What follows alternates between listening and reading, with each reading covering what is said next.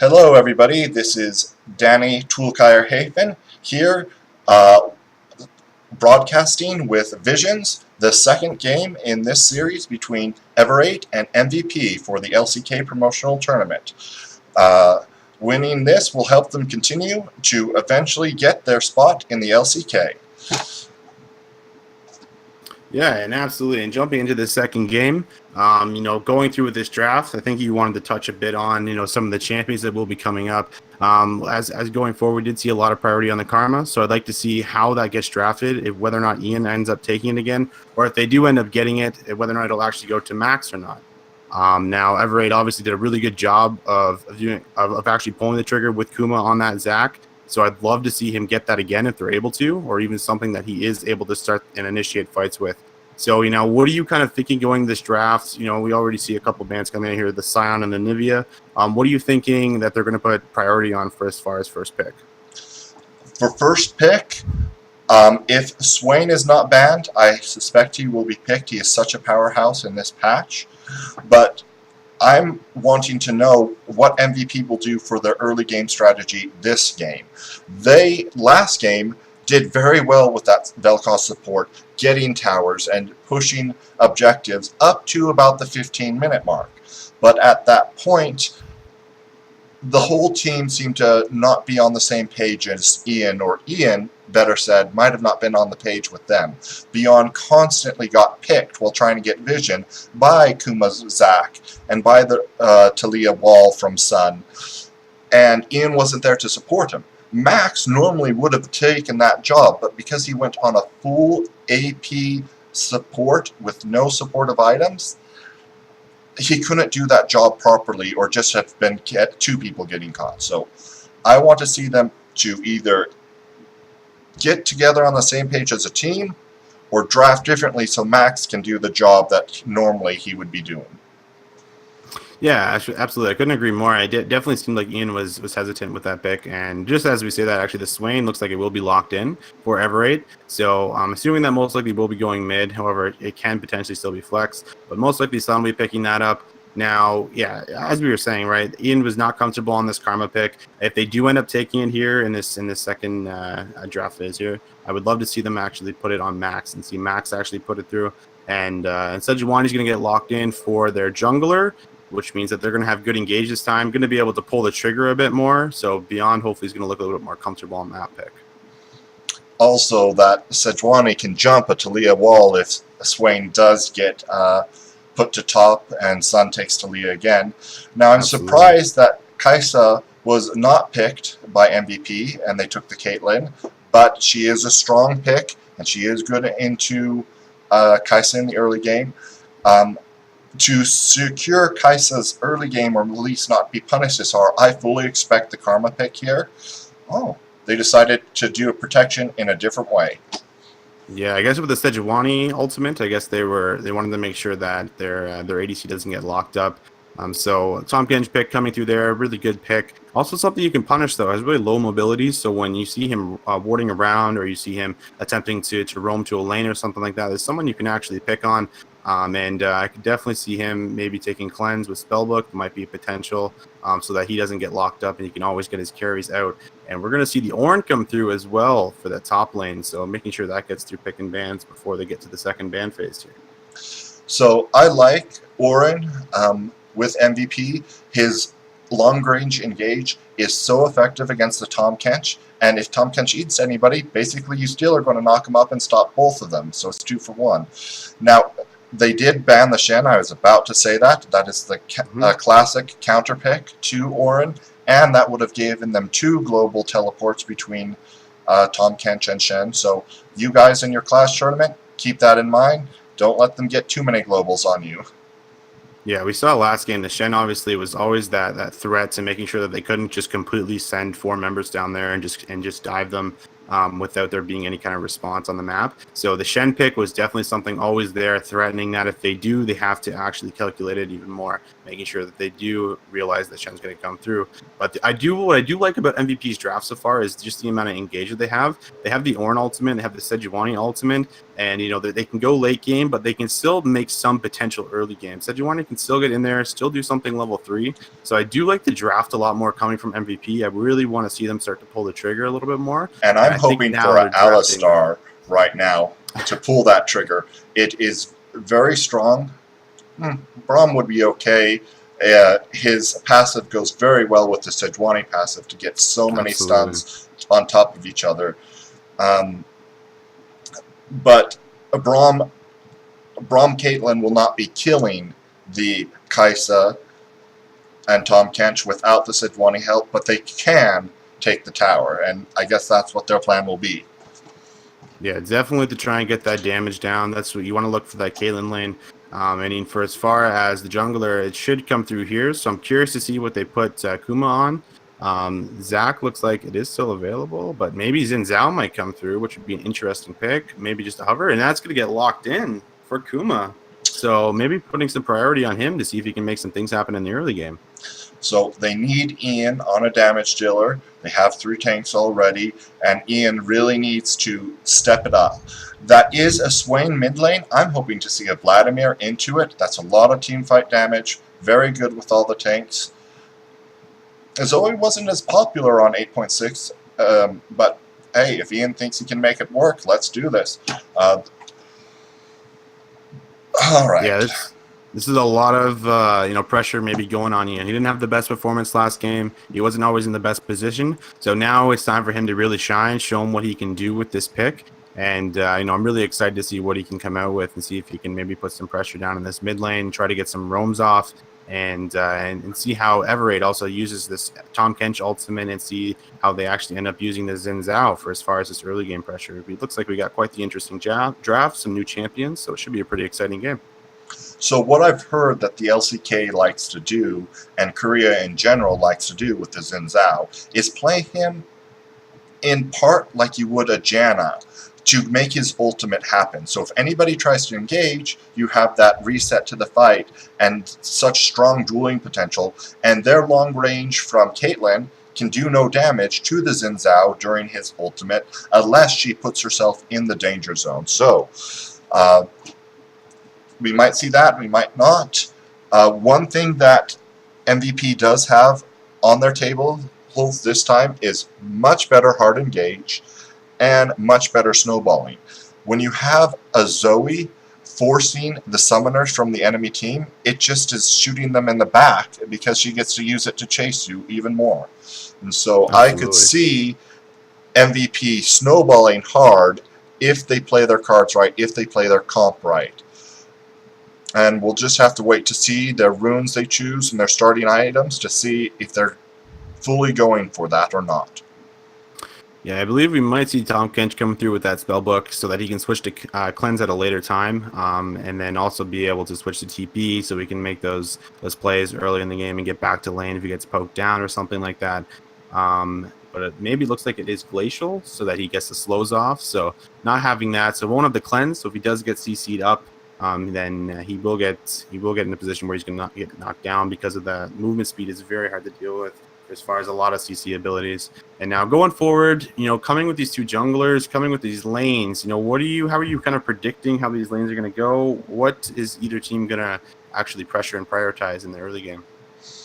So MVP has put all their money in the bot lane, mid lane basket. They want Ad to take care of himself, but he's going against a Singed. And if he is not used to the high level Singed play, that could cause a lot of trouble, cause a lot of discord on MVP's team, and make them keep trying to send resources up there that won't be able to be used effectively. Things of note, also, Hybrid has run Press the Attack, and so has Kuma. That will help them burn through tanks if they can take the tank base damage. I would have preferred to see Fleet Footwork on Hybrid, so she would have had just a little bit more self-kiting before the Sejuani passive comes through, before the Braum passive comes through. She's not going to be able to even get 2 shots off before she gets stunned up because she has no extra move speed, in my opinion.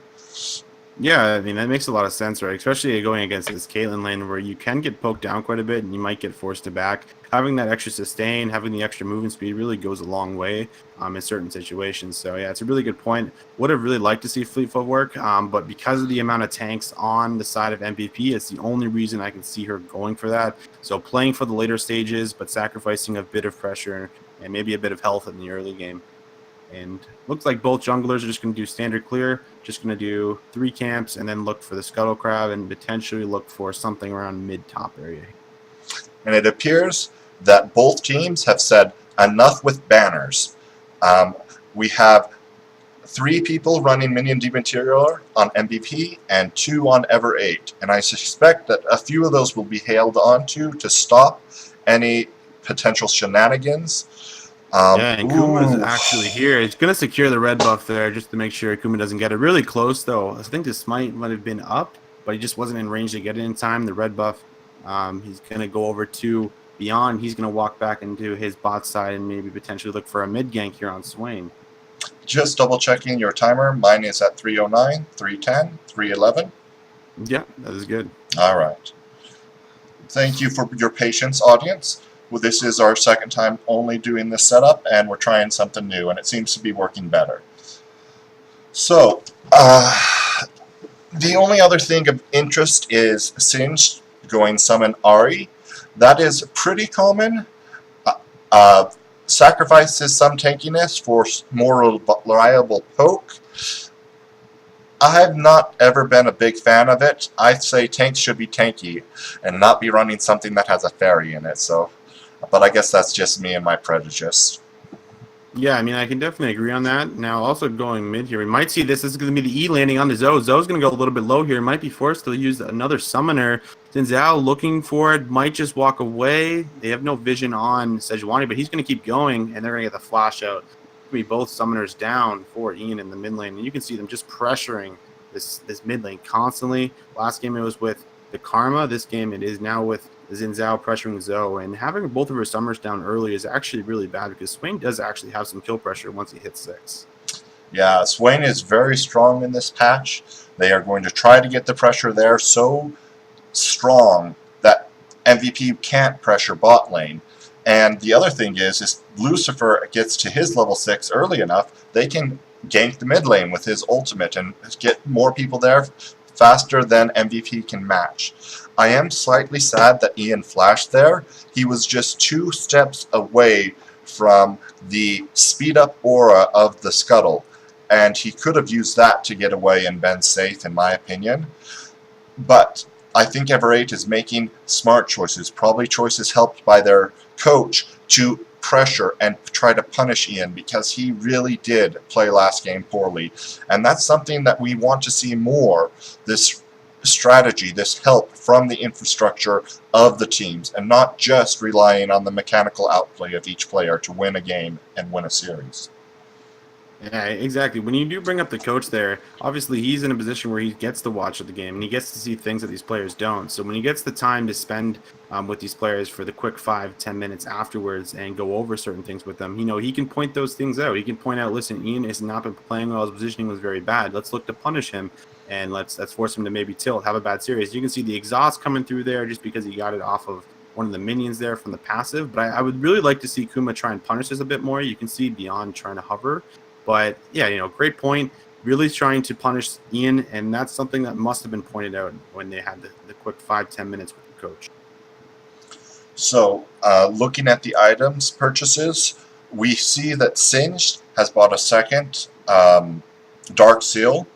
That works perfectly for Singed, but don't do it on any other champion. Please don't. But on Singed, he gets so much for having bonus mana. Yeah, and that's going to be a flash forward right there. Ian going to have the flash picked up by Swain, though, and that's just coming through with the champion. But now Kuma's in a bit of a tough spot. Couple bubbles going to land. He's going to go a little bit low. They're going to see if they can chain the CC. Beyond not going to go anymore. Lots of damage coming through. That's going to be a first blood going over to Ian, and he's going to get the flash out of Xin Zhao.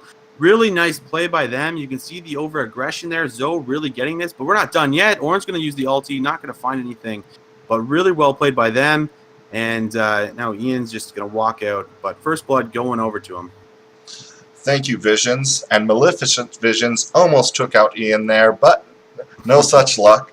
And Singe is trying to do Singe things up top, but I don't think he'll get what he wants there. Sorry. The one thing I was also trying to point out before these fights happened, and they are happening much earlier this game than last game, and I appreciate that, is that Pilot has ran Doran's shield. And I feel that that is a poor choice for their team when they are trying to make so much pressure bot lane based off their picks and based off their summoners. And it could have been easier to punish down there, and I don't think they would have been in any danger because of the safety of Braum running his Guardian rune. Yeah. That's really, really good point to bring up too. I would really like to see him go something else, because now the Singe is in a position where he's just going to proxy wave after wave, and he's just going to be able to stack up these Dark Seals if he ends up getting any kills and assists, and he can snowball the game from there. So, I mean, going forward with that, that's definitely a good point.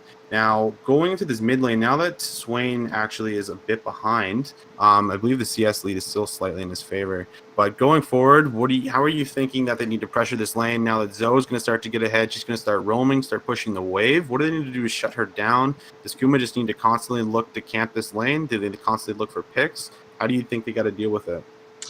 Well, one of the difficulties I'm seeing is it appears that Sun is going for Abyssal Mask, and I don't like that. I hope he doesn't. I hope he uses that mantle instead to build a Merc Tread to deal with the CC from Sedge and from Zoe, and instead go a Rod of Ages and try to burst down Ian before he gets to use 300 summoners in a fight because of that champion's passive.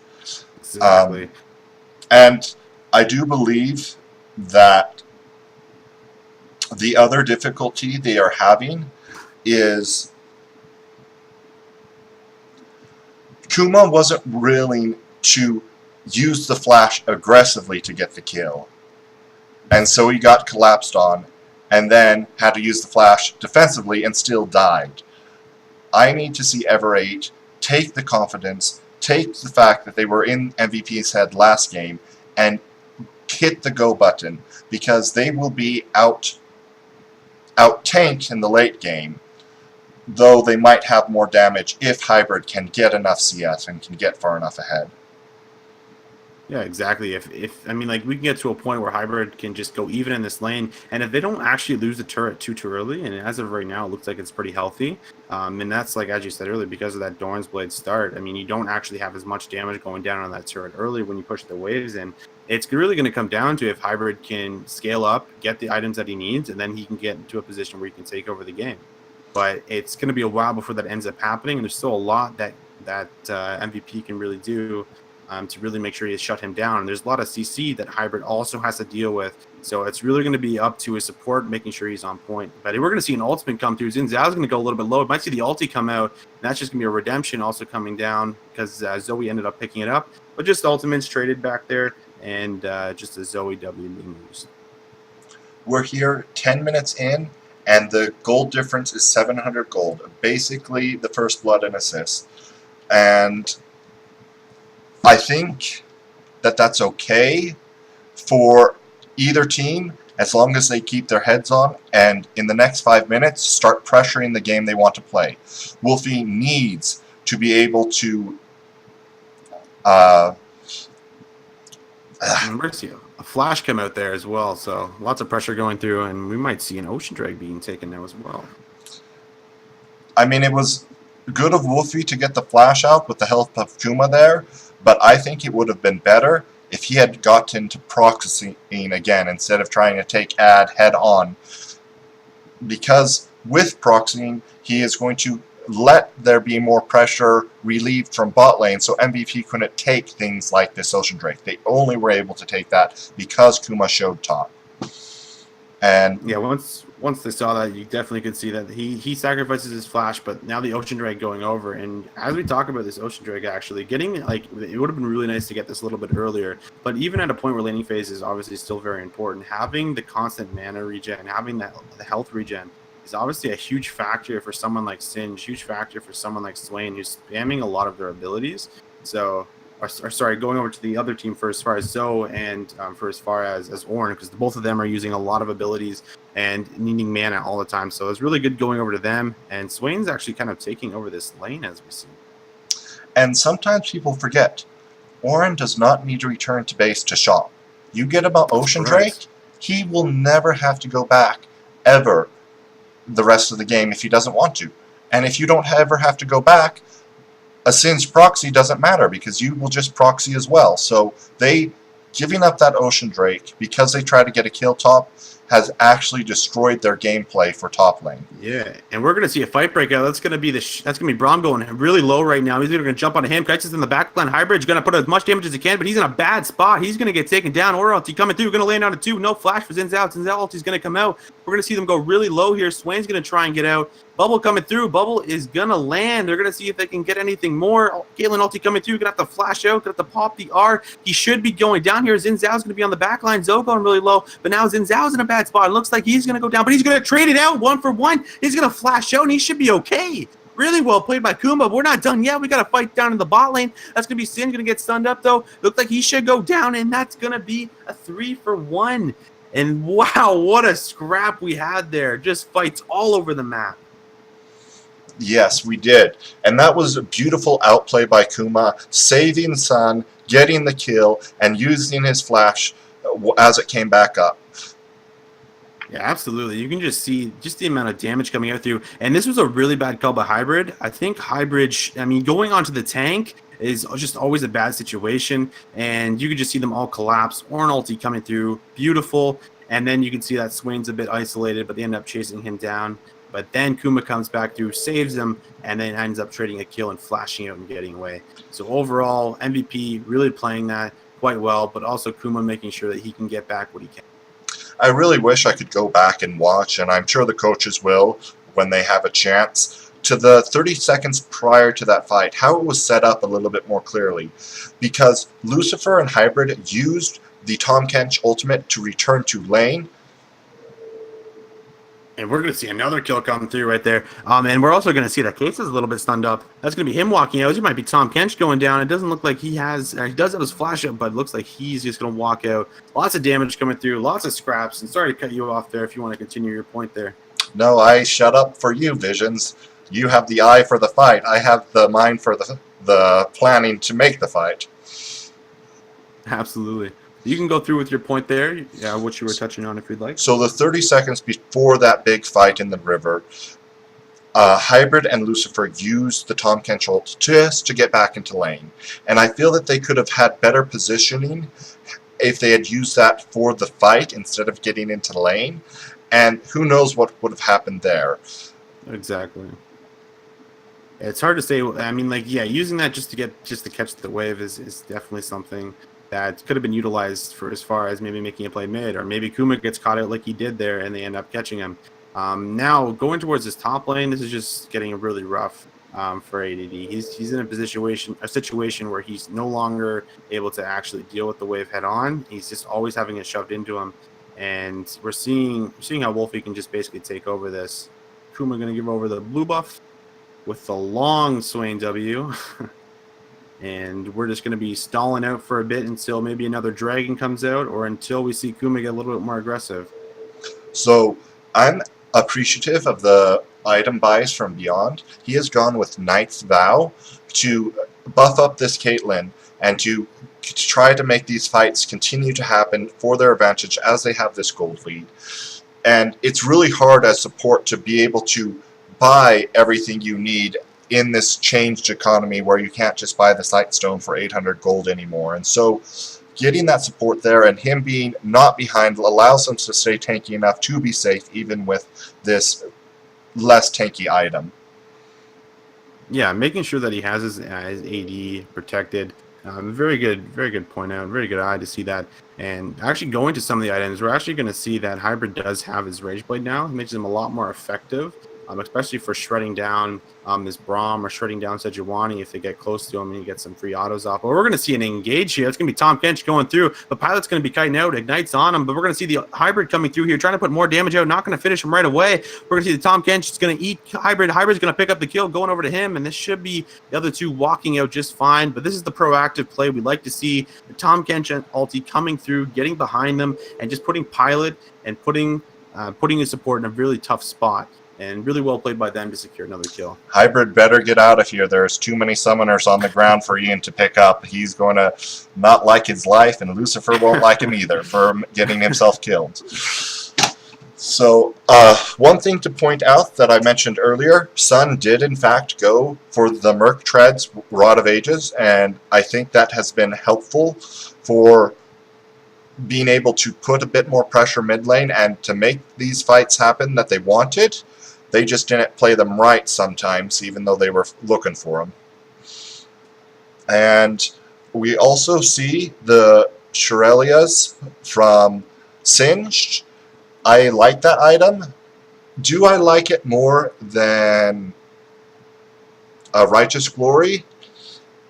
Personally, I do not. I haven't done the math enough, I guess, maybe, but I think you need to be just a little bit more greedy with the personal stats for strength and tankiness on a Singe to be able to do your job, especially when they have this much CC. Yeah, you'll get in there, but you'll just die. And you could still get in there with the Righteous Glory. Yeah, absolutely. I mean, it definitely gives you a little bit more health as well. And I believe the only reason you might have won it was just simply how cheap the item actually is. But you can just really see him just constantly in a situation where he's just taking over this. But I mean, now there is the Banner of Command, and I don't believe there's any dematerializer stacks left for this. I don't actually think Singe had any, and I believe Tom Kemp used all of his as well. So now we're in a situation where Singe is going to have to try and auto that to death, and that's going to help out Ornn quite a bit. But we might be seeing this turret going down here. First turret should be going over, but Kuma's here to back them up, seeing if maybe they need any assistance. They're going to walk out. Swain's going to get trouble bubbled. So we're going to see some damage coming through. Just a little bit of poke going over. Big chunk coming out of Zoe. And when that trouble bubble lands on someone like Hybrid or someone like Kuma, you really got to make sure that their support's there. Tom Kench is there to eat them up. And that's going to be super important when we get to these later stages. And that's going to be a flash out by Ian and his heal, actually, making sure he gets out of there. But Kuma's not done with him yet, though. Kuma looking to finish him up. Trouble Bulb is going to land, so we should walk out. Hybrid going to come through, not going to land the W. And he should walk out just okay. And they might actually pressure mid-turret here. I think they have the ability to do so, maybe even get 2 towers, because Pilot is so far back and still trying to back from the bot lane. Yeah, and just as you're saying that's going to be the Ornn ulti coming through. Going to land on the 2, and that's going to be Hybrid. They're not going to go on him, though, just because they didn't actually have the support from either carry yet. So it looks like we might have a bit of a reset here. A few ultimates are going to be used, but reset should come through, and Swain's going to walk towards bottom. And there is an important purchase by Pilot. He now has his Infinity Edge. Right now, super long range, super hard poke. He will do immense damage to everyone on the enemy team because nobody has built the armor to deal with that at this point. And I think they will be able to use this effectively to continue to get objectives around the map and to continue to fight fights on their turn. Absolutely. I mean, once you start getting this, Caitlin's in a position where typically her mid game's not the best, but when you do actually have her being a little bit ahead of the other AD, it's definitely really effective. And obviously, those crits come out, those headshots come out. It makes it just so effective. And this is just going to be just a tough little fight in the top lane. I don't think either one are ever going to have any kill pressure whatsoever. But as we look at this, MVP putting the bot lane middle, maybe looking to slowly pressure this mid lane turret down. And this might be terrible to say, but I think the MVP of MVP was that Ocean Drake they got 8 minutes ago. It has been so critical to stopping the pressure from Singed. It's been so critical for letting them to continue to be higher health, higher mana in any of these skirmishes, whether they start it or Ever8 starts it. And at this point, what can Ever8 do to win fights? Basically, sneak Singe out of top lane, use Lucifer's ult to get behind, and have Swain full in commit forward and then come from behind and hope for a lucky team fight where they have the numbers advantage. If they can't do that, I do not see them winning a fight in the next 20 minutes, because until then, Hybrid isn't strong enough to fight back to front. I mean, front to back. When you're fighting this team and you just have so many tanky members, and then you have the poke coming out, the long-range shots from Caitlyn, the poke coming out from Zoe, it's just so hard to deal with, and there's just no way that Hybrid's in a situation right now or a position to actually burn through this front line. So it is really going to come down to Singe looking for a flank, or maybe even being able to pressure the Ornn back, but because of that Ocean Drag, it's just so hard to actually do that, because he's never actually going to run out of mana unless he's spamming his abilities over and over. And ooh, big damage coming through for Zoe, and that's just the power you can see from that champion with their poke. And the other problem here is you saw how far Lucifer was standing back behind Hybrid, which is understandable. He's supposed to get her out, but yeah, and just as you're saying that, we're actually going to see a fight in the top lane. There should be a Tom Kench ulti coming through to see if he can back him up. Kuma coming in, though. They might be able to turn this. Damage coming through. Sejuani coming out. Going to land onto Tom Kench. Tom Kench just walk out here. Double bubble coming through. Not going to land. And a few ultimates, a few summoners go down, and just a little bit of a scrap up there. What I was going to say about Lucifer and his item choices, he did not go Summoner Spellbook with the cleanse. And so he cannot get out of the trouble bubble by himself, or other hard CC. So normally you'll start building a Quicksilver Sash, but he hasn't built it. He's trying to get a Knight's Vow for Kaisa, because Kuma isn't building one for him. Kuma went non-Cinderhulk enchantment. Now he's building full tank after that, but man, Hybrid's not getting the support he needs from the items of his jungler or support to be able to match Pilot in these fights at this point. Yeah, it's just in a position where if they can snowball and if they can play around this Baron and actually end up taking this Baron, I believe they're just actually going to run away with the game. Because Singe won't be able to match the side lane with the Baron empowered minions, and they're just going to be able to. They have so many engaged tools this time around with a Braum ultimate, you have the Sejuani ultimate, the Ornn ultimate. They have so many starters to these fights this time that if they do end up snowballing and start knocking down some turrets and take the Baron, I believe they're just going to end up running away with the game.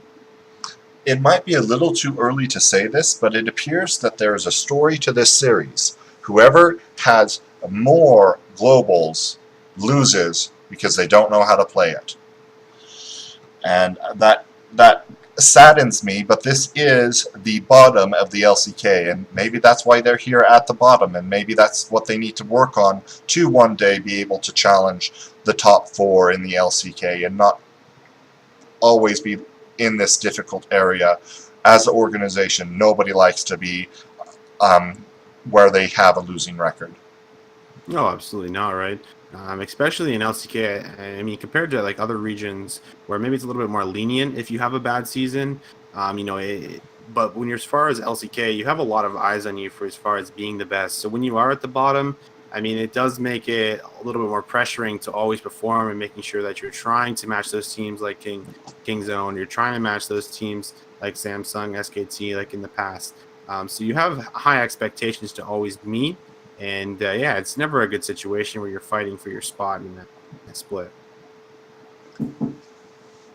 So the other thing we have just barely finished by Max on his Braum, and he is performing way better in the team fights on Braum than he was when he was using the Vel'Koz, is he's finished the Zeke's Convergence. That's going to make Pilot even that more powerful. At the 25-minute mark, to have both those buffs on is something that most people would dream of and don't get in solo queue. And we have a fight coming on. And we do have a fight coming down here, so it looks like Orange just could go for a bit of an engage there. And now that we do have this Baron up here and spawning, what does either team have to do? I mean, it seems like MVP is just in full control, taking over the jungle, taking buffs, getting them over to Zoe. So now, I mean, like, they should be in a position where they can either bait or just actually just end up starting the Baron. And, Ever8 is in a position where they have to face check it. Well, Ad has shown that he can outfight Wolfie time and time again and out-sustain him and out-pressure him. Wolfie committed his ultimate to get away in that fight. And so MVP can continue to depend on that. They can continue to walk as their death squad, lay down traps, have the hard CC, and set up a time and a place to get this Baron here in the next 2 minutes. And Hybrid, he's just saying, give me all the CS, give me all the CS, give me all the CS, because he is the only chance his team has at this point of fighting. Absolutely. But he's not going to be there till he has 4 items, and that Night Vow concluded on Lucifer to stand a chance. Yeah, and we're also going to see MVP actually just start the Baron. It is going to get spotted out there by the blue ward, but you can see they have it down to half health, and Kuma's going to get stunned up right there. That's going to be another stun coming through. Ornalty coming through as well. Going to land on the Hybrid. Hybrid's going to have to flash out here. He's going to get Tom Kench eaten. Tom Kench also running extremely low. It's going to be a re-engage going back through, but that's going to be the Caitlyn putting in lots of damage. Hybrid's down in a situation where he might be able to carry the fight. They're going to be running away. He's going to ult in, but he's going to get CC'd. He's going to get another one. He's looking for 3. Orange is going to be able to get away, but we can just see the damage from Hybrid. But that's going to be a huge Q coming in from Zoe. And this is going to be Tom Kench on the back, seeing if they can find anything more, but they should be able to walk out. Lots of damage coming through. Zoe's full health. You can see the damage just coming through, looking for more. And it looked like they had the fight, but it just looked like Hybrid just got way too confident, way too cocky, and went way too deep and ended up falling. And they could have even potentially turned to take the Baron if they wanted to, but just such a close fight. Yeah, MVP went too fast there. I said in the next 2 minutes, they went in 20 seconds. They did not get all the vision. They did not have enough pressure bot lane. If you look at the minimap right now, the wave is just barely past the river. Wait till that wave's on the tower, and they would have been so much easier to force them into a bad situation. Yeah, absolutely. And you can just see just the damage coming through for Hybrid when he stacks up that Rage Blade. But this is where he just went too deep. You know, there was still a lot of CC. The Braum shield was still up, and they still had, you know, the Zoe, who was basically very healthy, and just a really nice Q placement by Ian there. Stepping it up a bit more in this game, you can see he's 3-1-2. He's working on his death cap, so really good to see out of him. And now it's a little bit more even. A little bit more even, but still, it's a 5k gold difference. And 3 towers to MVP. Ever8 has yet to get an objective, and their Singed is not doing Singed things. He's basically inferior Scion at this point. And, yeah. Well, next time pick Scion. Yeah, exactly right. And this is the first turret finally going down, so, you know, getting a little bit more global gold going over to Ever8. They do have the other 2 turrets. Mid lane turrets can go down fairly fast, and the bot lane turret looks like it's about half. But you can see the pilot's in a position where he's got 3 items. Got Vamped Acceptor. I believe he is working on QSS. So he's just in a position where he can actually start to take over these fights, take over these games if he gets the right peel from his team, which there should be no shortage of that. But on the other hand, Hybrid has gotten the Death Stance. If Pilot dies and Hybrid has somebody to life vamp in front of him, he won't die, which is nice. And we just saw the Zonia's Hourglass completed by Sun, so there's a potential for some incredible outplay. Last game, we saw Wolfie get the best fight possible for his team by baiting with a commencing stopwatch that nobody was expecting. Maybe Sun can pull that play off this game and give Ever8 a chance to finish this now and not have to play a third game. Yeah, you would definitely like to be able to close it out here. That would definitely be ideal, not having to worry about pressuring on that third game. And we might see a bit of an engage here. Ornalty going to come through. It's a huge engage. Going to land on the 2. Braum's going to tank up a bunch of damage. Zoe's not going to find any poke yet. But we're going to see they're going to keep on going, maybe kiting back. And looks like both teams might just look to reset here. A few ultimates were used, though. And I believe that was a flash, actually, maybe coming out of Pilot, I believe, as well. So big factor for the next fight for looking for those engages. But can they get that fight? Can they get those engages before Ian finishes his death cap? When he gets that, his poke will decimate anybody but Wolfie and Sun. And you can't have that happening to your front line when the other team has 3 super tanks already Absolutely. in your face every second of every fight. Yeah, exactly right. And as we get to later in these stages, it's really going to come down to Singe finding flanks like that. You can't really walk up and find. You're not going to walk up, in front of Braum, in front of Ornn, and just find a pick onto Kalen. You do have to look for these flanks. So I mean, for as far as executing the team composition, I mean, it's just so much easier for MVP just to actually close out this game, just simply because of how they have to play their team. Their team composition, that is. So, I mean, if they end up getting this Baron, I think it will just be a stomp. And it's just really about them just clearing the vision in, baiting them, trying to find a pick, and then starting it. That's what they need to do at this point in time. And if Ever8 wants that to not happen, they need a whole heck of a lot more control wards. They have one in top lane and one just barely placed in the mid lane, hoping to find teleport ward that might have been placed there. I do not know if there was one there or not. And the only person to have one, well, now Lucifer makes me a liar. Normally Lucifer becomes my friend when I'm a liar, but I don't like him right now. Was Kuma with 3 control wards. But without those, without extra vision control, they will lose the Baron here. And that bot lane turret continually is getting punished by a banner minion sent by Ad, and then he just walks towards mid and causes the number fight to be in the advantage of his team. Yeah, and we're in a bit of a stalemate here. I mean, you can just see that they want to actually try and pressure this mid tower. And it looks like they actually are in a bit of a situation where they're caught out. They see the Singe pop the R. They're actually going to get the tower going down. So I mean, MVP is actually slowly letting them climb back in with a gold lead. And I mean, like, if they do let them stall long enough, then they might just get to the point where Hybrid can just pop off and completely take over. And I mean, like, with MVP with this gold lead, it seems like they're a little bit hesitant or a little bit scared to really do anything or start anything. So currently on Ever8, all their sums are up, but their window of opportunity is closing fast for Pilot with his... We might see a catch here. That's going to be an ultimate coming through, and that's going to be Tahm Kench going down right there. And this might be potentially them turning to the Baron. Kuma is alive, however, which means that there is the potential for him to steal, and we are going to see Ever8 push out mid, and this is going to be a start on the Baron. Yeah, I was trying to say that Pilot's flash is still down, and maybe something can still happen here, but it's going to be tough in this 4v5. Yeah, and we're gonna see the fight break out right there. Zanya is going to come through for the Swain, but they're going to be kiting back. Swain's on the back line trying to see if he can pull anybody in, but this is going to be Kai'Sa putting out a bunch of damage right now. This is really hard to deal with. Swain's going to flash out, but this is going to be them converging on the 5v3. This is going to be Hybrid going down.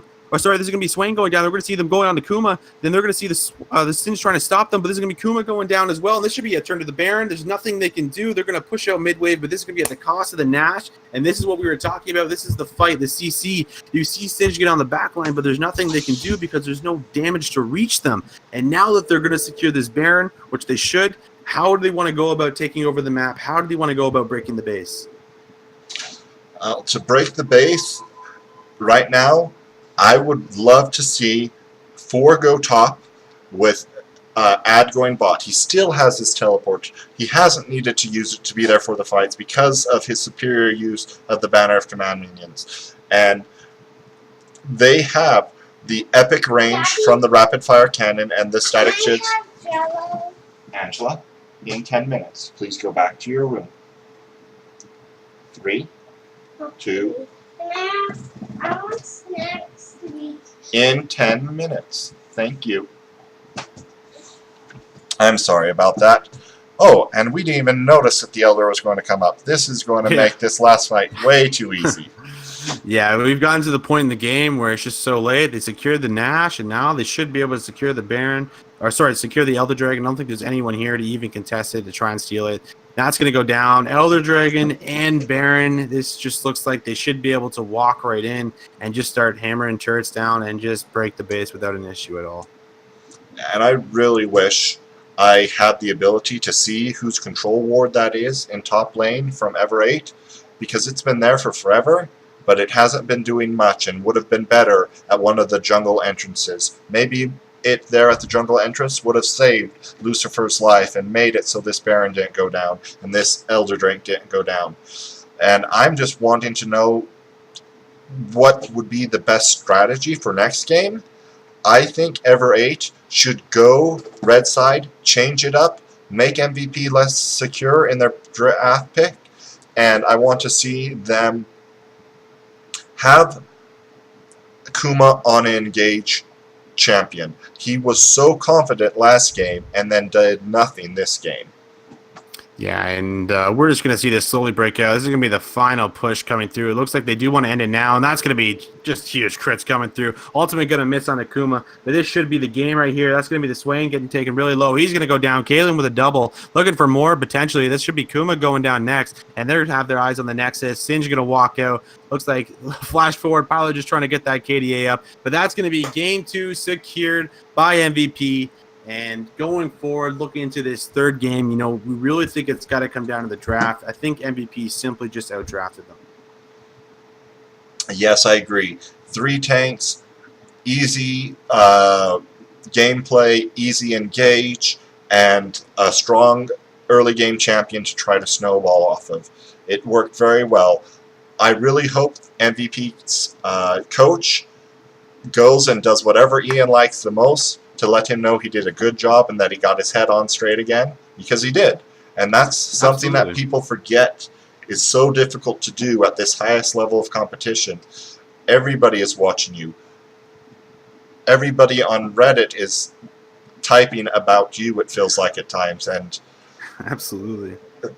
it is not easy. It is stressful, and you only have 7-8 minutes to get your head on straight again. It's not a 30-minute halftime where your best friends, the cheerleaders, are going out and doing a performance for you. No, it is you, your team, your coach, and your ability to recover. Exactly, and it's just so seeing actually some of the replays here, we can see just a really nice play by Ian. The flash actually being used as well as soon as it lands, and because that auto came through. And this is the fight where we saw Hybrid go really aggressive, actually going onto the Braum. I mean, this is just not what you want to see here. And you can just see totally isolated. They all go on him instantly. Really good focus. And just really good team fighting overall, I think, just came from MVP. And I just think that really just came down to the composition that they had actually drafted. I mean, the only way I actually see Ever8 ever winning this game is if they just snowball early so hard that there's just nothing that MVP can do. But overall, great game out of MVP. Really like to see Ian step it up, and I'm really excited to see what Game 3 brings. And I am sad that I did not notice this earlier and had not mentioned it so far. In 2 or 3 of these replays, we have seen Max exhaust Hybrid right after he ults. And that was an incredible choice of Summoner, and incredible discipline to save it for when Hybrid comes in every time. Because he was the main damage source. He was the only one who was ever going to burst through 3 tanks. And too many times, his damage was cut in half, and then he couldn't survive all the CC. So, good job there, Max, and I'm sorry I did not acknowledge your discipline earlier. Thank you, everybody, for watching. We will cast Game 3 at some point. Thank you very much. And this is Danny Hafen Toolkire, logging out. See you later, guys.